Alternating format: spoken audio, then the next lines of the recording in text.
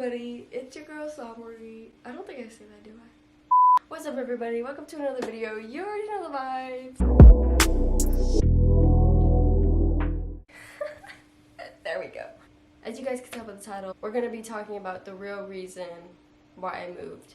Not only 14 hours away, but why I moved back in with my parents. It's going to be a little juicy. Before I get started, I just want to have this disclaimer that in no way am I trying to talk bad about this specific person. I'm not trying to start any drama. I don't really have a relation with this person anymore. I don't really care to in the nicest way possible. This is just to inform a lot of people, especially for the people from TikTok, because I really love the love that you guys have for me and Nai's relationship. And so a lot of you guys have been asking like why I'm moving, why I'm even moving this far. So I kind of want to just clear a few things up. Just going to be stating facts. I'm obviously going to be talking about how these certain things made me feel, but overall it's just to kind of inform everybody. And I also really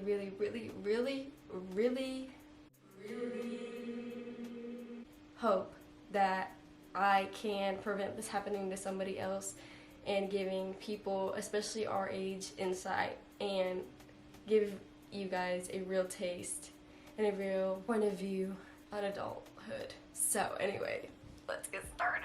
First thing that I want to talk about, in March, my parents had moved to South Dakota and I chose to stay for a few reasons. My biggest reason was to be able to finish college because we have free college in Tennessee. So I wanted to stay there so I could continue to have free college. And I also didn't want to leave my boyfriend yet. That was a really hard decision. Not something that I think I was ready to do, honestly. I just wasn't really ready to move again. I've moved all my life and I kind of wanted to stay there. So I had moved in with my friend and they were so kind. Her and her mom were so kind to let me live with them. But I had met this girl. We're gonna call her Z. We had met through mutual friends. I didn't know her. We all started hanging out and then a lot of drama happened and then me and Z got really close kind of because of that drama. I started talking to her about, you know, I lived in a certain city and I told her what I did for a job. I told her I was trying to move out and stuff, and she was like, oh, I'm trying to move out too. And she was like, oh, what do you do for work, whatever. So I kind of put her onto what I did, and I was a nanny, so she started nannying. So she ended up starting a job there, and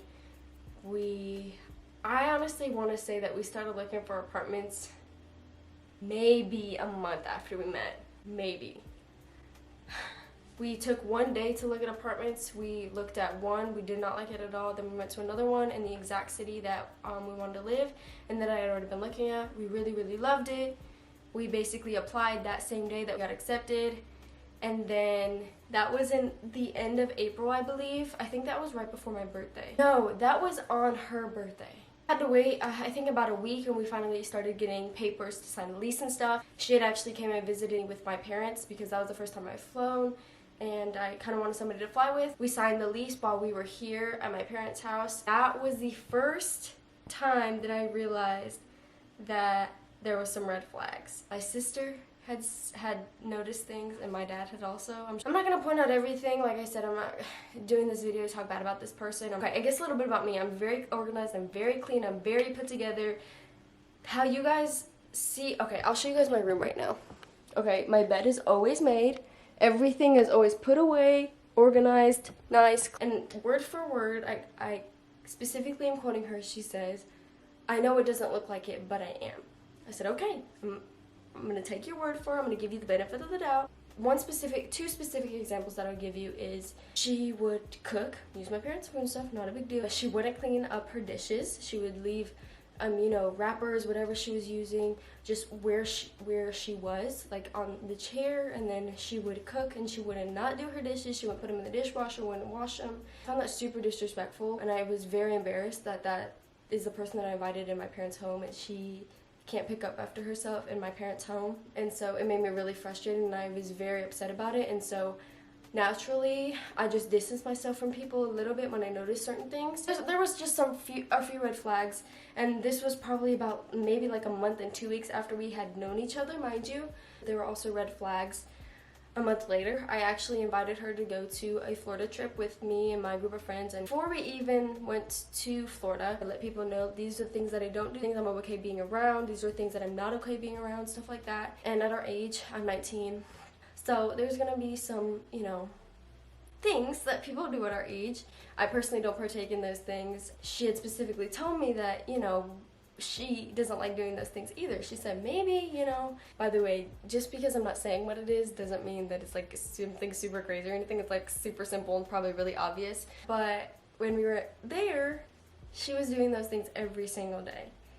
So once I noticed that she was doing those things every day, all throughout the day and stuff, I very, very quickly distanced myself. I was not talking to her at all at the Florida trip. I'm not ashamed of it because I don't like to be fake. I'm not a fake person. If I don't like you, I don't like you.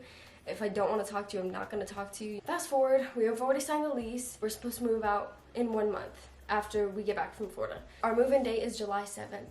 We move in, things are really good, we're both super excited. The first 2 days, you know, we're like wanting to go grocery shopping together, doing all this kind of stuff, and it was really good. That, I want to say that weekend, or the next weekend after, my boyfriend had given me a little details on something that she had done. Specifically had mentioned to her before we moved in, hey, just let me know if people are coming over to the house because it's my safe place. You know, you don't have to tell me all the time. You don't even have to tell me as soon as they're over there. But just, hey, just like let me know because it's not just your home, it's my home as well, and I would do the same for you. She never told me, but what she had texted me was she asked if I was going to be home that night. And I had said no, or I don't know, something like that. And I asked why, and I always have a very good intuition. And I was like, okay, well, she just moved out on her own. Like, I guarantee you there's a reason why. And she was like, just asking. I was like, oh, okay. And I told my boyfriend too. I was like, I don't feel like she's just asking, but whatever. So I was like, whatever. She ended up not telling me anything. So I was like, okay, maybe she was just asking, you know, because she had said that she would, you know, and she said she would want the same thing as well. I don't remember the exact date. My boyfriend had eventually told me not too long after that she had invited a certain someone over to the house. I was very, very, very upset because it was already like the first week and I was like, we are already doing this? So then I'd say probably within the first week as well, she had left her dishes in the sink and I was like, okay, maybe she'll pick them up, you know, it's not a big deal. It was Tuesday that I saw the dishes in there. Thursday rolls around and the dishes are still in the sink. So I finally said something to her because I didn't want her to think that this was going to continue to be a thing. She didn't answer me, she didn't text me or anything, she just came home, put the dishes away and then went to her room. And it didn't have to be like that. Then, you know, when you move in, you have to establish electric, Wi-Fi. She never took the initiative to do any of that, and she never did it. She never decided to do it, so I did it because we had to get it done by the time we moved in, otherwise we wouldn't be able to have moved in. So I ended up getting that in my name. I also got the Wi-Fi in my name. So yeah, everything was basically in my name. That's how we did it. We split rent, we split electric, we split everything in half. And this was kind of my the start of my breaking point. This is kind of when it really started going downhill. We needed to get furniture and stuff. One specific furniture piece we needed to get was a dining table. And so I found this really, really, really cute dining table. It was so adorable. She said she liked it too. The night before, I had sent her this dining table. She had left, she went somewhere, whatever. So I texted her, I sent her the table, basically saying like, hey, when will you be in town? Whenever you're in town, will you go with me to go pick this up because I can't fit everything in my car. And I kept reassuring the lady because Z kept telling me, no, it'll fit in your car. I think it'll fit in your car. And she was insisting, she was basically trying to force me to go get the table and telling me that it was going to fit in my car when she doesn't drive my car. She doesn't know how big my car is. She's never put things in the back of my car. She's never packed the back of my car. She doesn't know the dimensions of my car. And I kept telling her, I was like, no. The lady also literally said, she physically has the table and she said, you need 2 cars. The lady even said she would follow me so that we could get the table, but she would want a little extra gas money. I said, okay, if you don't want to get it because you are able to get it, then I'm going to have the lady follow me, but you're going to reimburse her for the gas because you are able to.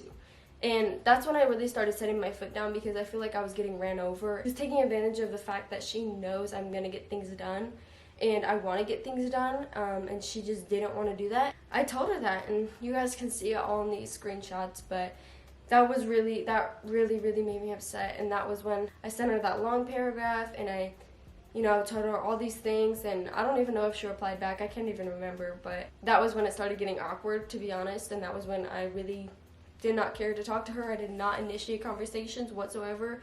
When she got home, we did not talk. If she did, it was awkward. So that was definitely the start of my breaking point. So fast forward, I'm sure other things had happened, but then I would say fast forward, so the end of August, my family had came down. We were going to go see my sister. If you guys haven't seen that video, go watch it. That was the first time that I had seen my sister in 3 months, and that's the longest I have gone without seeing her my entire life. So that one was pretty emotional. My family had came down so we could go up there and see her, and I was at Nye's all weekend, and so I came home on Monday, and it was super hot. I had to work, so Nye and my family were there, and Nye kept saying it was super hot, and I was like, oh my gosh, I don't know what's going on. He said the AC was broke. I was like, no. And so, you know, I was trying to like talk to the leasing office, the maintenance employees, trying to submit a maintenance request, all this stuff, because they kept saying it was really hot, and I felt bad. They called me that night asking where I got my tire fixed or something like that. And then we ended up having a good conversation. That was the first conversation we probably had in about 2 weeks. And then I asked her if the AC was working for her, and she said no. And I was like, so you didn't bother to tell me or bother to let anybody know or submit a maintenance request? So that really, really, really, really, really bothered me. Now I'm having to deal with that. And so because she did not submit a maintenance request, we had to go that extra time for it to get fixed, and it didn't get fixed for a week. And so that was super frustrating and very, very upsetting, that she, again, didn't take the initiative to even realize that the AC was broken and that it was that big of a deal. I ended up dealing with all that. I was in contact with the maintenance employees, the leasing office, trying to hurry up and get, you know, like a portable in my apartment, all that stuff. That was the first time that it broke. The second, it broke 1 week after it was fixed. I again was dealing with that. She was gone for like a week and a half or whatever. So my parents were only there for about a week. I ended up going to Nye's house the day that my family left because I was so sad. And I left Friday night. And Friday night, Z was still in Florida. And we have the little keypad locks instead of just a physical key lock. And I had seen that she let somebody in the house. And so I checked on Life360, and she was still in Florida, and I was like, what in the world? I was like, maybe the app's just tripping. I know who she let in, but I'm not even going to specify that because it's really irrelevant. She had let this individual or these people into my home as well without telling me to bring in a dining table. So I got home that Monday or Sunday, just to be very brief because I'm very traumatized in the least dramatic way as possible. Came home, basically to roaches in the apartment because there were roaches in the table. Whoever brought this table in brought roaches with the table. I was extremely terrified, and I dealt with that from that day until the day that I moved out because she moved out a month before me, and that was my absolute last straw. I confronted her. I literally said, like you guys can see, I asked her if this person had brought in this table, and she literally left me on red, and that was my answer right there. No answer is definitely an answer, and the fact that she couldn't acknowledge that and realize that she was really at fault for that was super, super frustrating to me because now I'm left to deal with it because she's not there. So after that, I had left Life360 because clearly she's letting people in when I'm not there. She realized like something was up, and I also was kind of just really tired of really being ran over and confronting her when she doesn't take me serious. I blocked her on Snapchat, left Life360. Then I would say I'd say 1 or 2 days later, she texted me and said, do you want me to move out or something? Mind you, before she texted me this, I had been praying and I had been talking to my parents saying, I can't do this, like I want to move out. I just thought that was crazy that she texted me that. So basically, I sent her this long paragraph saying, no, I'm gonna be the one that's moving out. I'm subleasing my portion of the lease. You know, you can stay, you can live however you want, you can have whoever you want live with you, but I'm moving out because I'm not dealing with this anymore. I've dealt too much with this apartment. And granted, not all the maintenance issues were her fault, but she never took initiative. And so I said that, and then she basically hit me with that, no, I'm moving out. So we really had a whole back and forth battle, I guess you could say, and it resulted in us reletting our apartment, which is where it's basically subleasing, but you're responsible for your apartment until somebody takes over your lease. So I told her we can move out as soon as Sunday. She texted me back saying, That's perfectly fine. She did not come home until that Sunday, or that Saturday night, and then that Sunday, and she moved all of her stuff out, which is perfectly fine. I ended up living there for about 2.5, 3 weeks all by myself, which was really nice. And I also want to be completely honest and say that my anxiety, my stress levels were at an all-time high than I think it ever has been in my entire life. I have a video of me literally shaking, and I was crying, and I was just so stressed out. I could not focus on work and school. It really stems from her. It's not that she got to me, but it's the fact that she put me in such a position where she was not considering my feelings whatsoever, and I'd never done anything to her at all. The only things that I could think that I've done to her was being very persistent in basically communicating and letting her know, like, what's up, this is how I feel, and she didn't like it. She never communicated back, which made it 10 times worse. So that's why my anxiety and my stress was so bad. I was living there, and I continue had to deal with roaches. It was so traumatizing, you guys. I had finally decided that because of the stress levels and the anxiety that that whole situation brought me, that I really did not, like, it ruined the entire experience of me wanting to live on my own. It put a lot of fear inside of me that, one, I can't trust if I live with somebody else. Specifically, the roaches were Z's fault, but I also brought these issues up to my complex, and they took so long to do anything about it. And I was the only one that was taking initiative and that was dealing with every single thing in this apartment. I was talking to my parents. My parents really helped me throughout this whole thing. I was talking to them every single second of the day. Naturally, we just all realized, you know, like, I'm just gonna move back in with my parents. And because of all of these issues, my dad kept telling me, you know, like, you do not need to be responsible for this apartment at all, especially for all the things that you have had to deal with. It was a back and forth thing with the complex, the leasing office, and all that for the last 2 weeks that I was living there, and they did not take me serious at all. I was being very, very, very blunt, very formal, very professional, and they still would not take me serious. And so my dad finally emailed them. I think it was probably like 4 days before my notice to vacate date was up. Thankfully, had emailed me back and said that they were going to let me out of the lease because of all the things that was going on, but there was a lot of things that they did wrong. I was not going to quit until they let me out of the lease. I was very bitter, and I'm totally fine saying this. I'm very bitter that Z is able to be out of that lease because of me and everything that I did, all the hard work, all the stress, all the anxiety, everything my parents did to get me out of the lease. None of this was for her. I don't care if that sounds rude, but I'm very genuine about that, and none of it was for her. Getting out of the lease was solely for me. Unfortunately, I guess I can say, she got out of it as well and had to deal with literally nothing. Yeah, we have not talked since September 2nd, I believe. We have each other blocked and everything, which is, again, fine. I'm sure I'm leaving out some things. I want to say the reason why I rushed to move in with her so fast was because she literally, and I say this to everybody, she morphs and she will become who she's surrounded with. So whatever group and whatever person she's surrounded with, she will be just like them. I got catfished. Guess that's what we're gonna call it. That's what I keep telling my parents. I literally got catfished. You know, I'm not embarrassed about it. I am embarrassed that I let somebody in so quickly and so entrusting. But I'm so thankful that God got me out of this, and I am still perfectly fine. I'm so grateful for my family and just for everything that's happening in my life. Everything is working out so perfectly, so perfectly in my life. And as much as it was so stressful, oh gosh, I'm gonna get emotional. As much as it was so stressful and as much as I got hurt, she never got to me. You know, I still held my ground. Everything worked out. Yeah, that's the real reason why I moved back in with my parents. I'm 19 years old, but I don't want to live on my own right now. I do not have any shame and embarrassment in living with my parents again.